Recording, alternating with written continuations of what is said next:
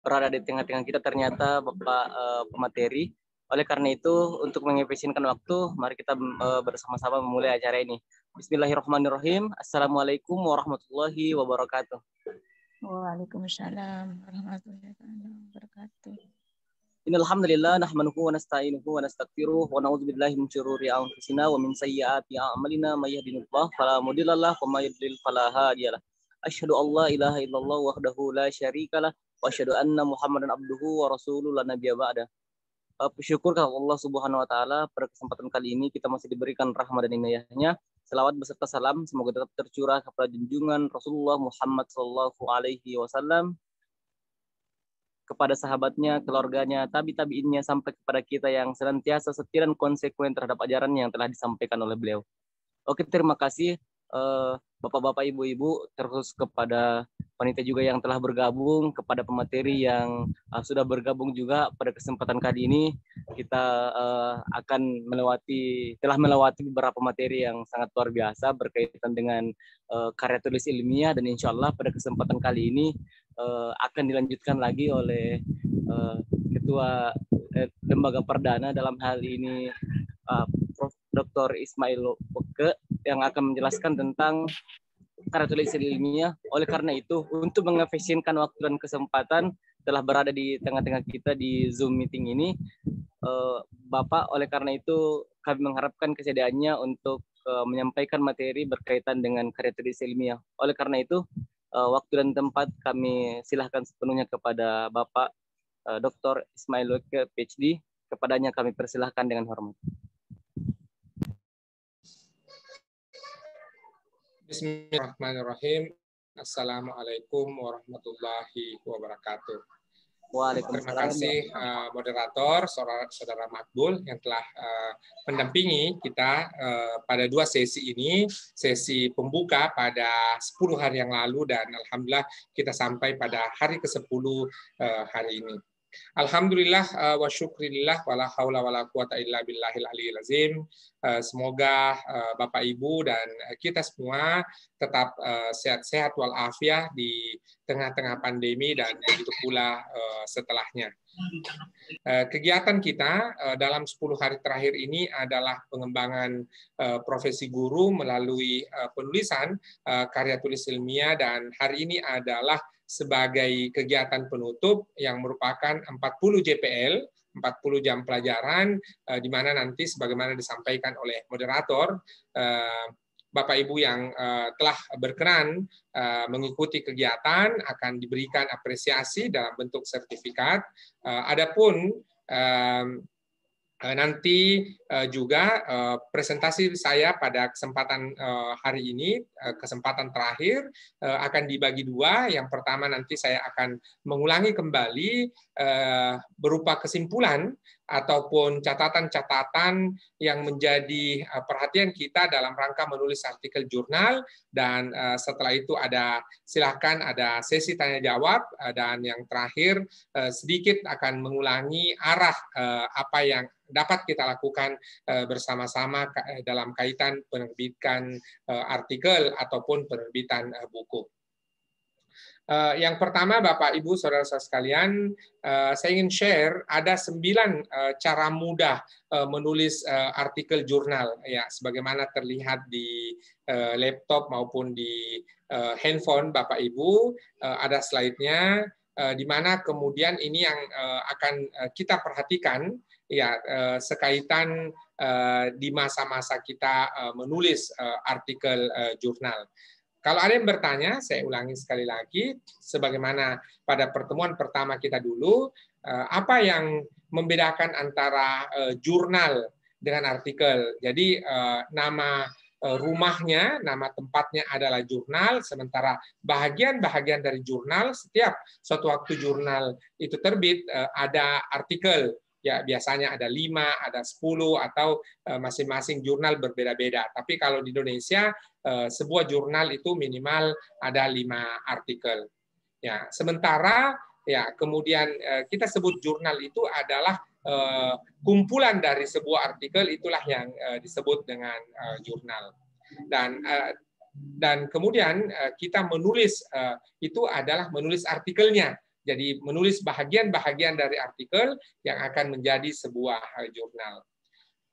Yang pertama adalah dalam rangka ketika kita menuliskan sebuah artikel yang baik, maka kemudian kita melakukan riset atau melakukan penelitian atau mengumpulkan data ataupun kemudian mencari lagi, ya, mengkonfirmasi lagi data yang tepat, sehingga kemudian memang di situ ada yang kita kemukakan adalah sebuah data yang valid, ya, data yang sesungguhnya sesuai dengan apa yang menjadi faktanya. Jadi antara pernyataan yang kita kemukakan dengan data atau fenomena itu sesuatu yang berhubungan. Itu yang pertama. Yang kedua adalah semasa kita menulis judul, maka judulnya kemudian perlu judul yang menarik, ya, supaya orang lain, ya, kemudian ketika melihat judul kita, membaca sekilas judul kita, itu kemudian akan membaca secara lengkap, ya. Karena kadang-kadang ketika kita menuliskan judul dengan judul yang tidak menarik, saya khawatir maka pembaca akan melalui saja. Yang kedua adalah di judul ini ada beberapa pola yang dapat kita lakukan. Adalah boleh jadi kita menuliskan judul-judul yang menurut kita menarik, judul-judul kita yang dapat kita tuliskan. Lalu kemudian, ya, mengapa isi tulisan ini menarik bagi pembaca yang lain, bagi ilmuwan yang lain, atau bagi guru yang lain.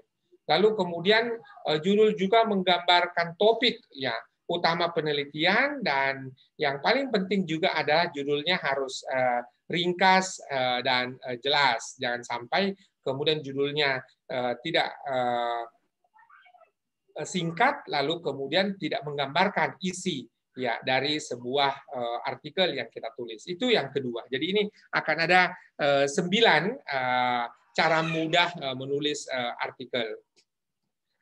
Setelah judul kita lanjut ke abstrak. Ya, abstrak ini adalah merupakan intisari ataupun merupakan rangkuman dari artikel yang kita tulis. Dan yang supaya memudahkan bagi kita adalah kita harus mengikuti pedoman penulisan atau disebut dalam bahasa Inggris author guidelines jurnal yang kita tuju. Setelah saya mengemukakan ini, nanti saya akan langsung sampaikan, ya, jurnal yang menjadi target dari akhir workshop kita, target dari aktivitas kita ini, yaitu Mistar Jurnal Pendidikan, dan yang satunya lagi adalah Jurnal Pendidikan. Abstrak yang baik, ini salah satu polanya adalah menggunakan IMRAT, ya, introduction, method, result yang sudah dianalisis, lalu kemudian discussion, jadi pendahuluan, metode, lalu kemudian hasil yang sudah dianalisis, lalu kemudian pembahasan. Itu secara umum, tapi bukan satu-satunya, karena boleh jadi adalah kita menggunakan pola yang berbeda sesuai dengan apa yang menjadi author guidelines ataupun pedoman penulisan. Di dalam IMRAT tadi adalah tujuan dan ruang lingkup penelitian, begitu pula metode yang digunakan, ada hasil, analisis singkat, dan kesimpulan utama. Pada bagian abstrak kita harus menghindari penulisan singkatan dan tidak perlu ada referensinya, ya, karena di situ sepenuhnya adalah rangkuman atau intisari dari artikel yang kita tulis. Itu pada bagian abstrak. Yang kedua, yang selanjutnya adalah kata kunci, ya, di mana kemudian ada keywords, kata kunci yang kita gunakan dalam rangka ketika artikel kita ini dicari, apalagi sekarang kita sangat akrab sekali dengan mesin pencari seperti Google, karena di dalam hutan rimba dunia maya internet ini miliaran atau mungkin lebih dari miliaran, triliunan data yang ada, sehingga jikalau kita ingin menelusuri satu persatu, menghafal satu persatu lokasinya, tentu kita akan menghabiskan umur kita, usia kita dalam mencari itu. Ya, kita bersyukur bahwa ada namanya mesin pencari, search engine, yang kita bisa gunakan, dan disinilah pentingnya ketika kemudian kita merumuskan adanya kata kunci dalam sebuah artikel, hingga kemudian kita dapat memberikan kemudahan bagi orang-orang yang mencari artikel kita sehingga dapat ditemukan. Nanti kita akan jawab pada bagian berikutnya kenapa kemudian sebuah artikel harus mudah ditemukan. Lalu dilanjutkan dengan pendahuluan. Pada bagian pendahuluan di sini adalah akan menggambarkan atau paling tidak kita menuliskan ya apa yang menjadi penjelasan ya kenapa penelitian itu dilakukan.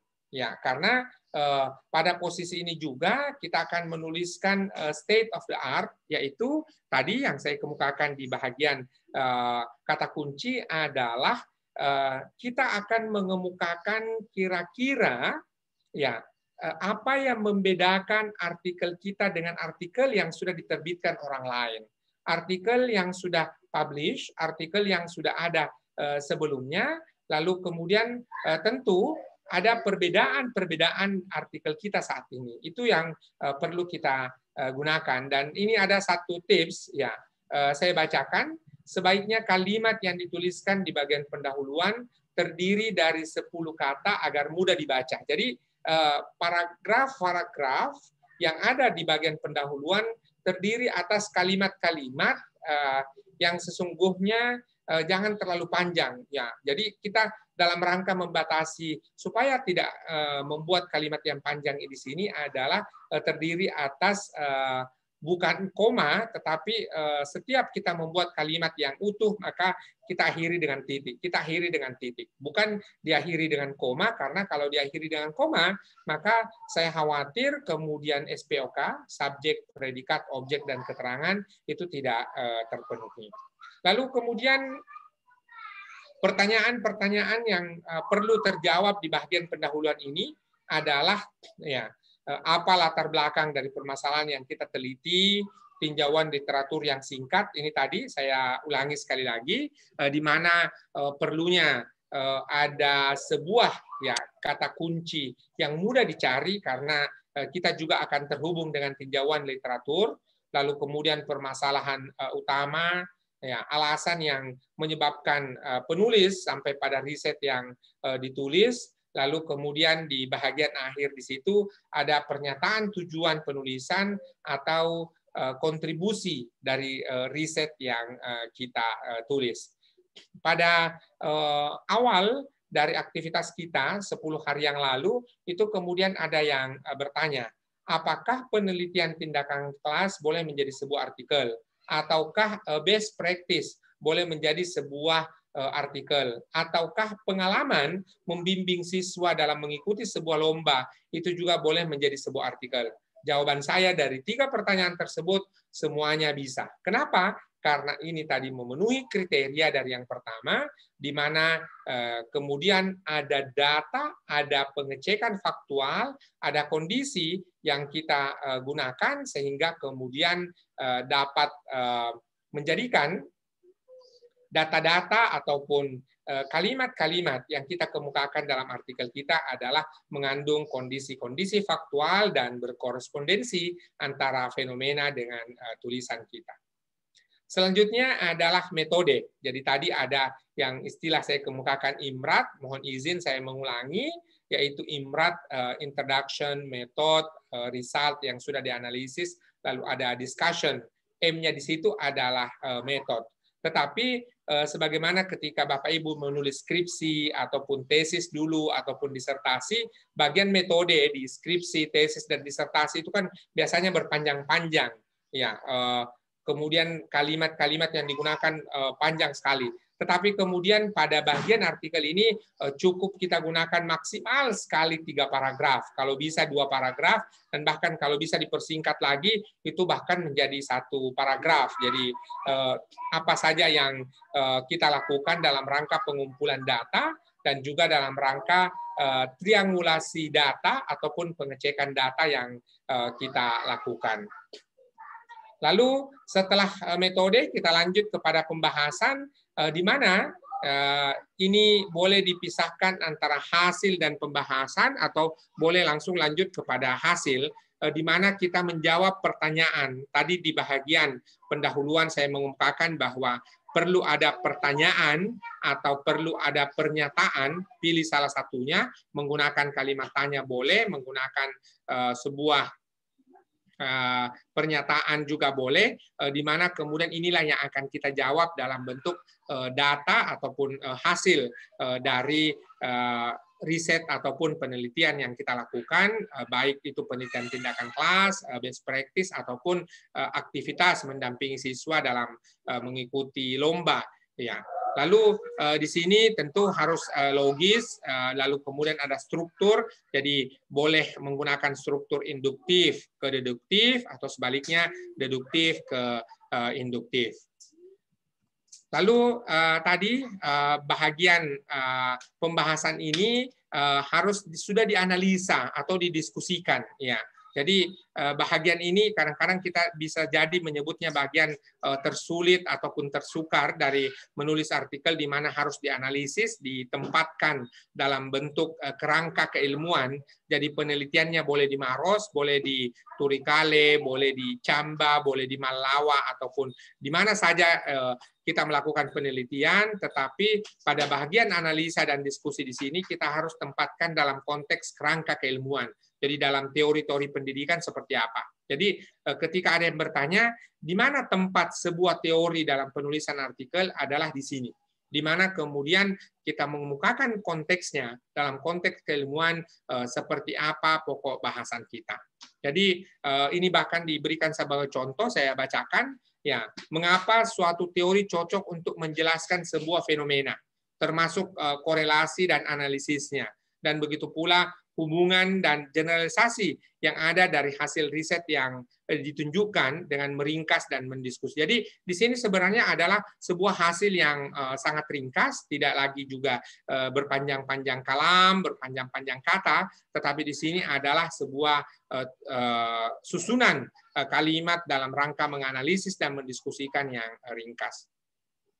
Lalu yang terakhir Bapak Ibu adalah daftar pustaka.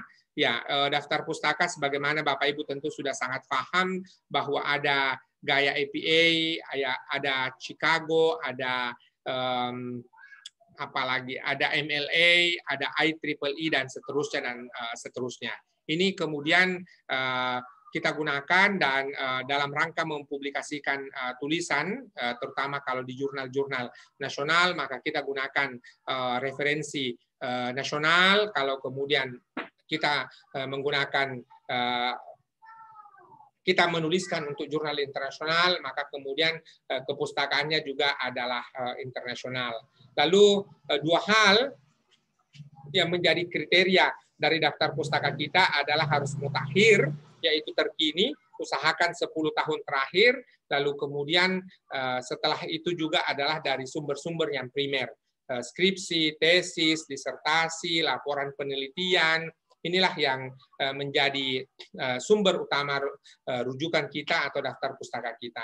Namun kemudian kalaulah kita menggunakan buku, hindari lebih dari 20%. Jadi 80%-nya tadi adalah sumber-sumber primer, namun kemudian 20%-nya ini adalah merupakan sumber-sumber yang boleh saja berasal dari buku. Dengan catatan, buku yang kita gunakan adalah buku yang sepenuhnya merupakan buku referensi, bukan buku ajar, apalagi berasal dari modul. Demikian Bapak Ibu, 10 ya tips dalam rangka menulis artikel atau 10 cara mudah menulis artikel jurnal yang boleh jadi adalah merupakan wrapping up ataupun merupakan summary dari aktivitas kita selama 10 hari terakhir ini dengan berbagai penjelasan yang detail yang menyeluruh telah dikemukakan oleh narasumber kita. Demikian saudara moderator pemaparan saya. Silakan jikalau ada Bapak Ibu yang memiliki pertanyaan ataupun mengkonfirmasi, silahkan disampaikan, boleh open mic, boleh juga dengan mengetikkan pertanyaan. Ada yang chat. Terima kasih Pak Umar, nanti materinya akan saya unggah ke grup yang kita miliki, dan mudah-mudahan Bapak Ibu masih berkenan untuk berada di grup karena ini alhamdulillah kegiatan kedua antara lembaga perdana dengan PGRI Kabupaten Maros serta Karang Taruna dan Masika Ijmi serta HMI cabang Buta Salewangan Kabupaten Maros. Tentu di masa yang akan datang kita akan merumuskan, memformulasikan kembali kegiatan-kegiatan dalam rangka mendorong dan juga saling memperkuat kapasitas. Apatah lagi pada Juni yang akan datang atau Juli yang akan datang, tentu kita akan menemukan pola baru pembelajaran kita, di mana tidak lagi semata-mata full online ataupun 100% daring, karena seiring dengan menurunnya paparan virus corona di seluruh tanah air, bahkan ada provinsi seperti Gorontalo yang memang sudah pertumbuhan ataupun penyebaran virusnya sudah nol, maka tentu ini kemudian secara perlahan kita akan memulai tatap muka kita. Hanya saja memang ke depan boleh jadi setelah pandemi ini kehidupan kita tidak lagi seperti dulu sebelum masa-masa sebelum datangnya COVID. Kita senantiasa tetap akan pakai masker, senantiasa harus kemudian tangan kita higienis, dan senantiasa juga menjaga jarak. Demikian moderator, kita masuk ke sesi tanya jawab. Jikalau ada yang berkenan untuk menyampaikan pertanyaan ataupun mengkonfirmasi, disilahkan. Saya kembalikan ke moderator. Ya, terima kasih Prof. Terima kasih atas apa yang telah disampaikan dalam hal ini Ketua Lembaga Perdana Adin Prof. Ismail Sardi PhD yang telah menyampaikan berkaitan dengan 10 tips dalam penulisan artikel jurnal, dan saya sangat pribadi beserta dengan peserta yang lain mengapresiasi dan sangat bersyukur untuk mendapatkan materi tersebut, dan kita sebagai peserta pada hakikatnya berupaya untuk kita mencatat poin-poinnya tadi, karena materi tersebut sangat penting untuk membangun struktur penulisan kita nanti untuk diterbitkan di jurnal. Adapun jurnal yang telah disiapkan oleh Prof tadi itu adalah jurnal Mistar dan jurnal Mistar Pendidikan. Oleh karena itu, kepada Bapak Ibu yang ingin bertanya berkaitan tentang penulisan atau berkaitan dengan apa yang disampaikan oleh Prof tadi, saya persilahkan baik itu langsung bertanya ataupun menuliskan di kolom komentar. Kepada Bapak Ibu yang ingin menyampaikan pertanyaannya, kami persilahkan dengan hormat. Oke, di kolom chat sudah ada dari Ibu Sukmawati. Assalamualaikum Pak, bisa diulang penjelasannya tentang analisa dan diskusinya, karena tadi kurang jelas. Kemudian pertanyaan yang kedua, dari pertemuan yang lalu Prof, saya pernah bertanya tentang penggunaan tulisan kata-kata berikut ini, ialah, yaitu, yakni, terdiri dari, dan terdiri atas, tetapi belum jelas. Mohon penjelasannya Prof. Terima kasih. Kepada Prof, pada kesempatan kali ini terdapat 2 pertanyaan untuk dijawab. Kami persilakan kepada Prof. Terima kasih. Ya, terima kasih Bu Sukma.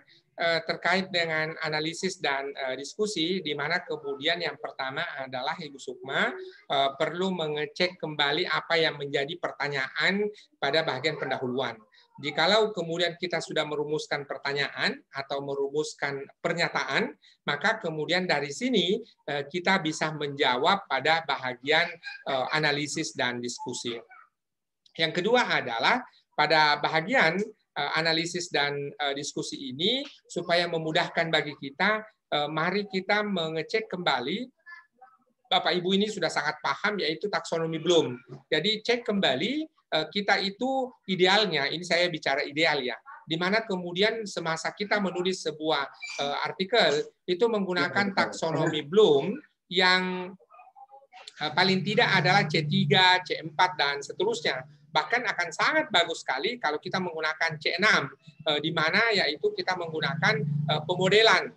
Tetapi kalaulah belum sampai pada C6, maka jangan, kita harus menghindari, jangan sampai kita menggunakan C1 ataupun C2, yaitu hanya sekedar untuk mengetahui atau sekedar hanya untuk memahami. Karena ketika kemudian berada pada tulisan C1 maupun C2, maka kemudian kita akan kesulitan untuk menggunakan indikatornya. Oleh karena itu, gunakan indikator operasional, bukan mengetahui ataupun bukan memahami. Paling tidak adalah untuk mengidentifikasi, untuk menganalisis. Jadi, gunakan kata-kata operasional dalam rangka membuat pertanyaan ataupun pernyataan.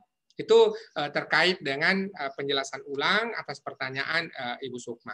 Lalu berikutnya adalah saya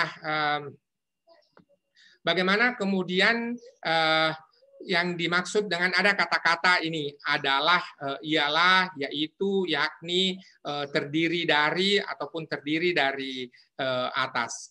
Maka kemudian ini sebenarnya adalah dalam rangka menjelaskan. Ya, ini mungkin kita perlu merujuk kepada buku tata bahasa, bagaimana kemudian setiap kata ini. Dan kita bersyukur sekarang Bapak Ibu, saya akan share screen, ada KBBI, ya, Kamus Besar Bahasa Indonesia, ya, yang sudah tersedia online. Ya, kalau dulu, apalagi kemudian Bapak Ibu guru yang bukan milenial ya, yang lahir tahun 70-an atau lahir tahun 80, kita belum menggunakan sistem online. Ya, saya share screen sekali lagi di layar gadget ataupun di layar laptop Bapak Ibu, itu kemudian terlihat ada kbbi.kemendikbud.go.id. Nah, di situ terlihat ada KBBI daring, ya, ataupun Kamus Besar Bahasa Indonesia yang online. Jadi kita bisa gunakan ini ya untuk mencari apa yang Bapak Ibu tadi kemukakan. Ya, sebagai contoh ialah, ya, seperti ini. Ya, kalau kita menggunakan kata ialah, di sini saya mohon izin bacakan, penghubung di antara dua penggal kalimat yang menegaskan pencirian atau penjelasan atas penggal yang pertama. Ya. Di sini ada kalimatnya, ya, sebagai contoh. Ya. Lalu kemudian sekali lagi contoh yang lain yaitu, ya, yaitu kata penghubung yang digunakan untuk merinci keterangan kalimat. Ya, sebagai contoh, yang pergi tahun ini dua orang, yaitu dia dan saya. Jadi nanti secara detail Bapak dan Ibu boleh melihat kembali di KBBI daring ini untuk memudahkan dalam rangka kemudian kita menggunakan kata yang sudah termasuk dalam Kamus Besar Bahasa Indonesia.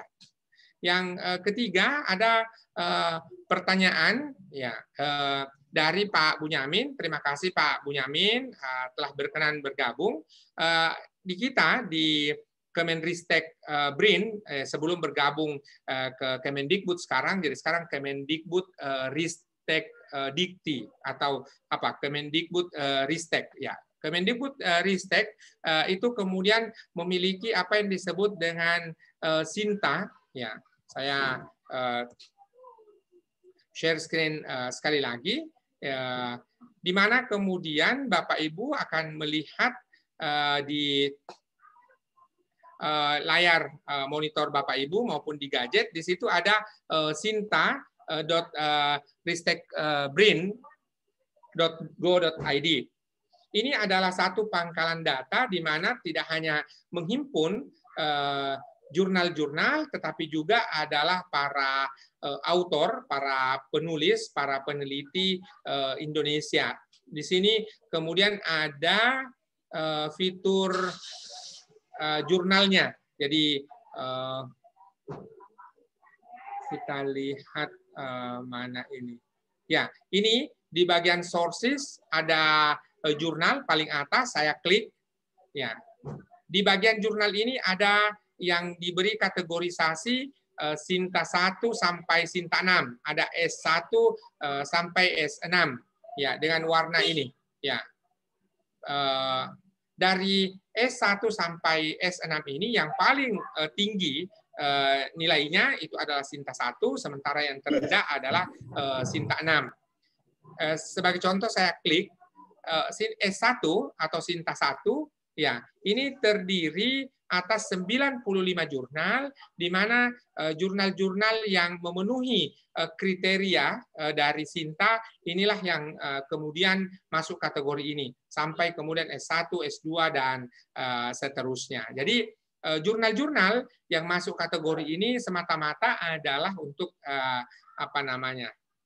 pemeringkatan atau perankingan, tetapi Bapak Ibu jangan terganggu di sini, atau sekedar bahasanya adalah jurnal yang sudah ada di Sinta artinya adalah jurnal yang sudah diakreditasi. Dan ada saja dalam rangka keperluan pangkat atau keperluan administratif, maka biasanya Sinta menjadi syarat. Tetapi untuk keperluan Bapak Ibu dalam rangka pengembangan profesi, biasanya yang diminta adalah sepanjang itu sudah punya ISSN, maka itu sudah memenuhi kriteria. Itu jawaban saya, moderator, terkait dengan pertanyaan-pertanyaan yang ada. Oh, masih ada, maaf, masih ada satu lagi dari Ibu Yuli Fitriani. Ya, yang pertama adalah apakah ada pembatasan jumlah halaman, dan lalu kemudian pembuatan PTK itu kira-kira berapa halaman. Jadi Ibu Yuli, sederhananya bahwa dalam rangka kita menulis sebuah penelitian tindakan kelas, ini sesungguhnya adalah mengikuti kepada author guidelines, ya, di mana kemudian kita lihat pedomannya. Tetapi ukuran halaman atau kemudian panjang artikelnya itu semata-mata mengikut kepada panduan. Tetapi kalau untuk sebuah buku, biasanya ini ukuran buku ya Bu, bukan ukuran PTK. Ukuran buku adalah kita menulis minimal 40 halaman, ya, supaya kemudian bisa mendapatkan KUM atau mendapatkan penilaian angka kredit yang maksimal. Maka Bapak Ibu usahakan mulai dari awal pendahuluan sampai di bagian akhir itu adalah berisi minimal 40 halaman. Ya. Lalu kemudian masih ada ya, ada pertanyaan dari Pak Umar juga adalah apa yang menjadi tolok ukur. Ya, kalau Pak Umar yang dimaksudkan adalah ukuran, maka bukan tolak ukur, tetapi tolok. Ya, ya, ini beda satu huruf saja memang, tetapi dua hal yang berbeda. Oleh karena itu, supaya tidak salah kaprah, saya tidak salah paham terhadap apa yang Pak Umar tulis, maka ini kemungkinan besar adalah tolok ukur. Jadi apa yang menjadi tolok ukur dalam penelitian tindakan kelas sehingga dikatakan berhasil atau tuntas. Jadi sederhananya adalah ketika Pak Umar melakukan sebuah penelitian tindakan kelas dan mengikuti siklusnya, itu sebenarnya adalah sudah berhasil atau sudah tuntas. Jadi dimulai dari diagnosa masalah yang terjadi dalam kelas, lalu kemudian melakukan uji coba terhadap apa yang menjadi masalah itu, lalu kemudian yang terakhir dilakukan refleksi, itu sebenarnya sudah tuntas. Jadi kita lebih kepada melihat prosesnya. Namanya juga penelitian tindakan kelas adalah classroom action research. Ya, di mana kemudian kita mencari jawaban terhadap masalah yang timbul, masalah yang wujud di dalam kelas kita. Jadi ukurannya sangat sederhana, Pak Umar. Di mana ketika sudah melakukan siklus itu, mengikuti tahapan-tahapan prosesnya, maka itu sesungguhnya sudah berhasil atau sudah selesai. Masih ada satu lagi pertanyaan dari Pak Sarifuddin, apakah dalam PTK bisa menggunakan populasi target? Jadi sederhananya adalah penelitian tindakan kelas merupakan masalah yang muncul di dalam kelas. Ketika kemudian kita menemukan sebuah masalah, maka kita menguji cobakan. Ya, kita melaksanakan sebuah metode atau sebuah strategi dalam rangka mendapatkan hasil belajar yang lebih baik. Karena kita kemudian mendiagnosa bahwa apa yang kita lakukan sementara ini ternyata tingkat kefahaman atau masalah keberhasilan pembelajaran ataupun capaian pembelajaran dari kelas kita itu kemudian menemukan sebuah masalah.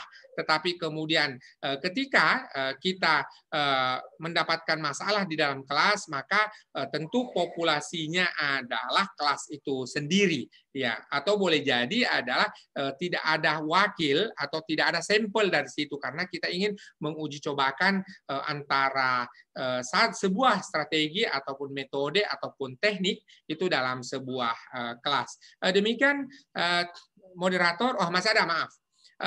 Asriani Amin. Apakah perbedaan yang mendasar antara PTK, best practice, dan karya inovasi? Yang pertama adalah penelitian tindakan kelas, masalahnya kita temukan dari kelas itu, diagnosa terhadap sebuah masalah di dalam kelas. Itu kalau PTK. Sementara kalau best practice ini adalah kita melihat keberhasilan, ya, keberhasilan yang kita dapatkan di dalam kelas sehingga kemudian ya di mana kemudian ketika kita mendapatkan sebuah keberhasilan maka inilah yang menjadi highlight, yang menjadi sebuah paparan kita dalam artikel. Sementara karya inovasi adalah adanya tambahan, adanya desain, adanya perbaikan dalam rangka mendapatkan sebuah hasil yang berbeda dengan apa yang sudah ada. Jadi sederhananya dari tiga hal ini PTK adalah masalahnya muncul dari dalam kelas. Ya, best practice itu kemudian kita hanya mengambil hasil terbaiknya, lalu kemudian karya inovasi adalah sebuah karya yang memiliki tambahan. Demikian Bapak Ibu jawaban saya atas pertanyaan-pertanyaan yang diketikkan di dalam kolom chat box. Saya kembalikan ke moderator. Baik, terima kasih atas jawaban-jawaban. Dalam hal ini sesi tanya jawab yang kita lakukan bersama-sama antara peserta dengan pemateri. Oleh karena itu, kami ucapkan banyak terima kasih kepada pemateri dan juga kepada peserta yang telah bertanya pada kesempatan kali ini untuk lebih jelasnya berkaitan dengan arahan kita tadi dalam hal menulis jurnal, karena ini adalah hal yang sangat penting untuk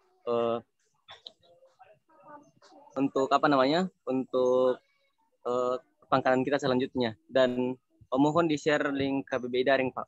Oh, untuk KBBI Daringnya silakan ditulis di search engine, Pak. KBBI Daring itu sudah langsung diarahkan ke situ, Pak. Kemudian link absensi tidak bisa. Iya, nanti insya Allah akan dikirimkan ulang, Pak.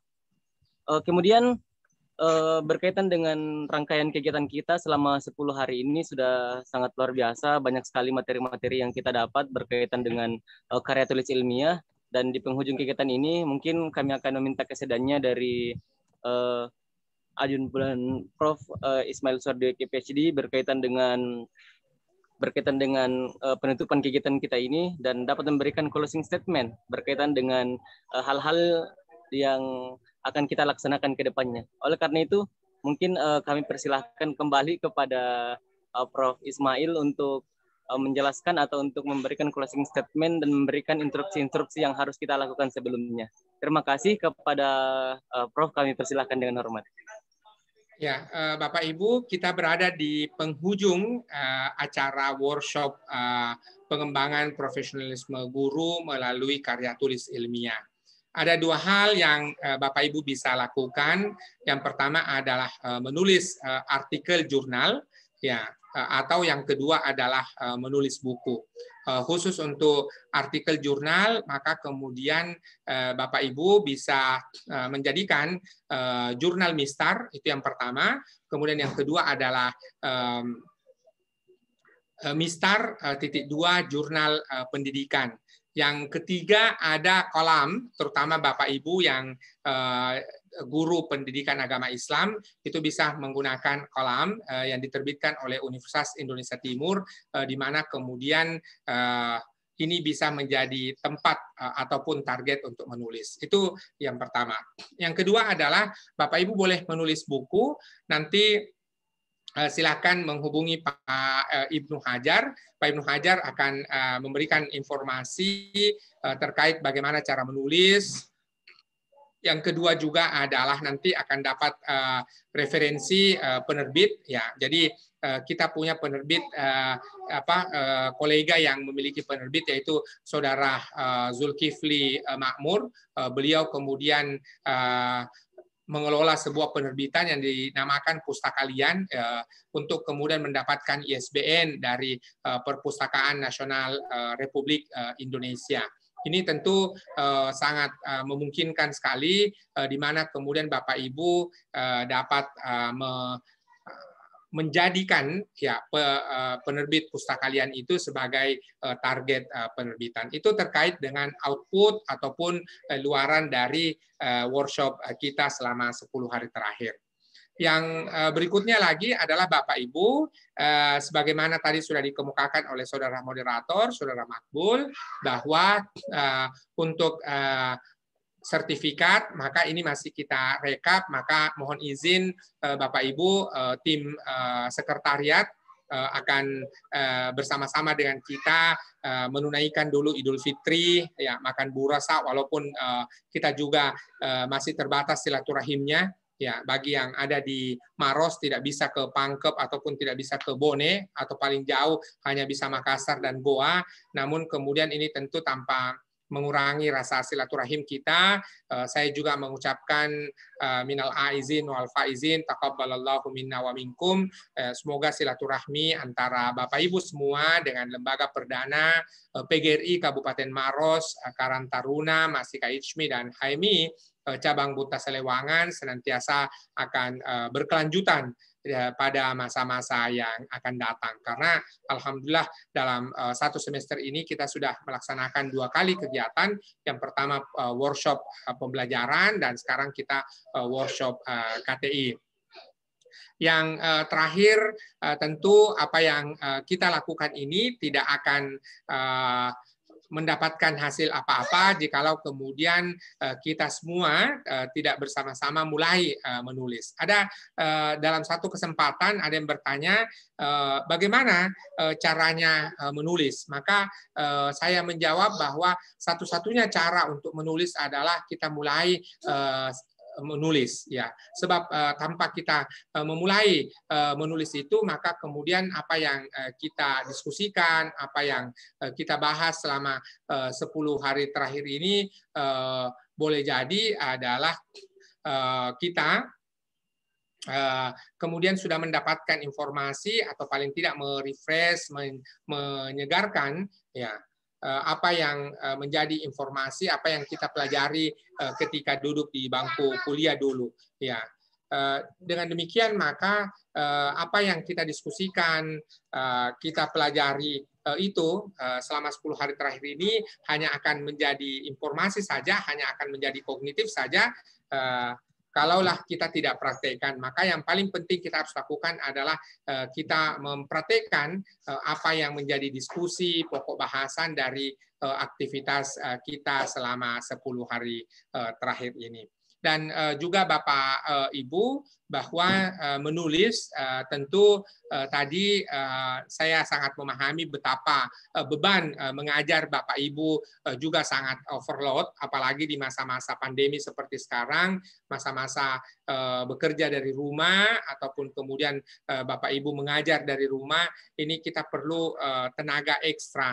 Hanya saja kita harus mulai beradaptasi di mana kita sudah masuk tahun kedua pandemi dan kita belum dapat memprediksi kira-kira kapan ini akan berakhir. Namun tentu ikhtiar terbaik, usaha terbaik harus kita lakukan di mana saat sekarang ini, masa-masa sekarang ini, kita sudah melalui berbagai proses, kita sudah melakukan cara tidak saja treatment ataupun kemudian usaha, tapi juga kita satu persatu sudah mengikuti vaksinasi. Dengan demikian maka kemudian tentu ini adalah proses adaptasi dan sebagaimana Bapak Ibu juga sangat paham bahwa SKB 3 Menteri mensyaratkan pembelajaran di masa yang akan datang ini tidak lagi hanya sekedar tatap muka saja tetapi juga ada online. Mudah-mudahan kita akan coba diskusikan apa yang menjadi kebutuhan Bapak Ibu terutama guru-guru yang ada di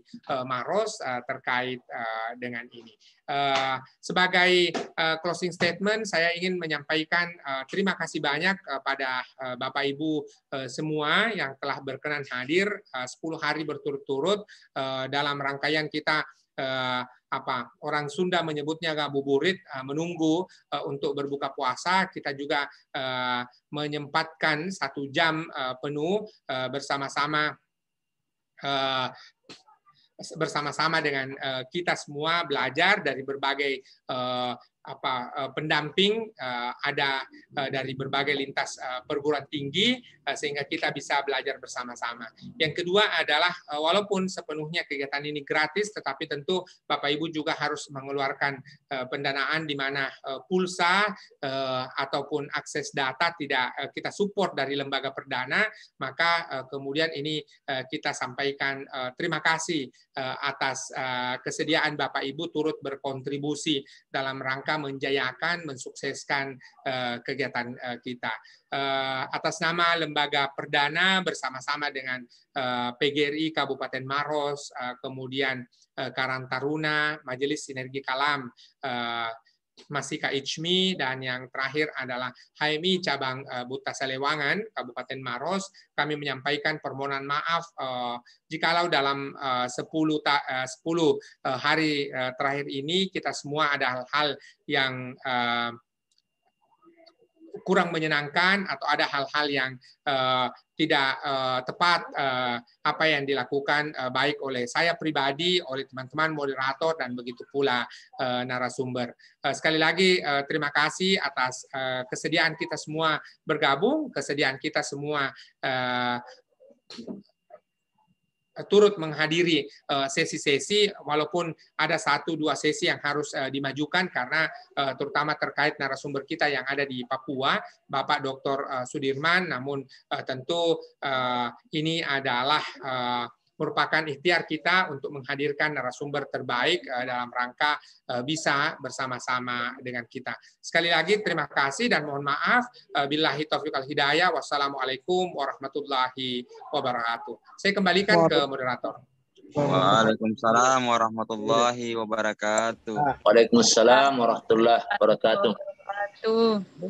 Terima kasih banyak pada Prof. Ismail Suradiweke pada kesempatan kali ini telah memberikan kita arahan-arahan, memberikan kita motivasi, dan telah menyampaikan closing statement berkaitan dengan kegiatan kita selama 10 hari ini berkaitan dengan karya tulis ilmiah. Semoga betul-betul dapat kita implementasikan dan dapat meningkatkan profesionalisme kita sebagai seorang pendidik. Baik, Bapak-Bapak, Ibu-Ibu yang saya hormati pada kesempatan kali ini, akhirnya kita berada pada penghujung acara dan izinkanlah kami selaku moderator untuk menutup kegiatan kita pada kesempatan kali ini. Oleh karena itu, adapun kami ingin mengucapkan sekali lagi terima kasih pada Bapak-Bapak, Ibu-Ibu, dan kegiatan kita itu sebenarnya bukan berakhir sampai di sini. Komunikasi kita itu selalu terbuka dan apapun yang dipertanyakan silahkan bertanya di grup yang telah disediakan. Kemudian kami ucapkan permohonan maaf kami sebagai mewakili panitia pada kesempatan kali ini. Apabila terdapat kekurangan maka mohon sekiranya dimaafkan. Saya pikir itulah rangkaian kegiatan kita pada kesempatan kali ini. Kami selaku moderator undur diri mengucapkan permohonan maaf kami kepada seluruh peserta. Oke, baik, kami tutup. Assalamualaikum warahmatullahi wabarakatuh. Waalaikumsalam warahmatullahi wabarakatuh. Terima kasih Bapak Ibu semuanya. Terima kasih Prof. Terima kasih Prof. Kampung.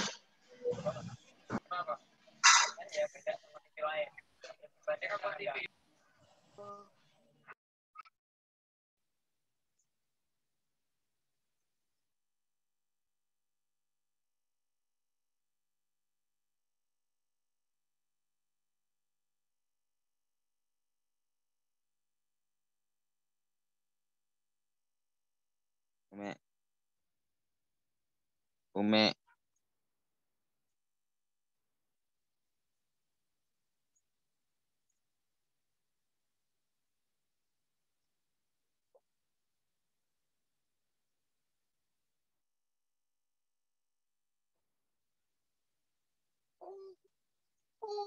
Eh.